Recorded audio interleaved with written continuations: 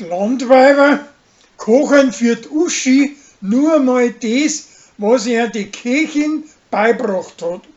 Und alles ist wieder gut. Maja biegt sie Glitzerstandel auf Zent auf.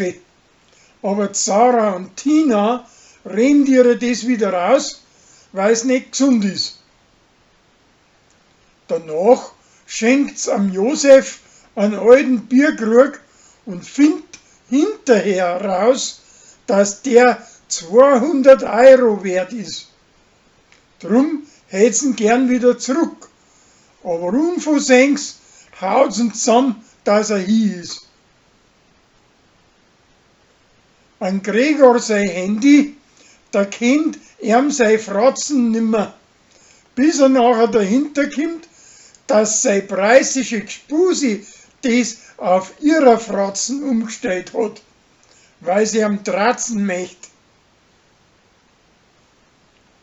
Der Sarah läuft eine Katz zu, die wo Jenny heißt, als wir ihre tote Alte. Die Leute reden da drüber, aber nachher geht's aus derer ihren Leute zurück.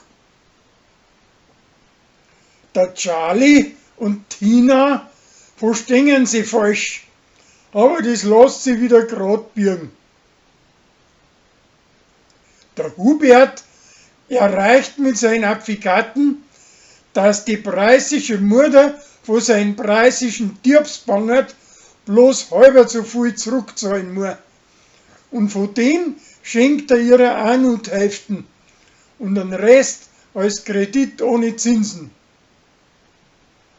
Danach kriegt er ein preisischer Bangert einen Brief von seiner preisischen Gspuse, das mit ihm Schluss macht, weil es einen anderen hat.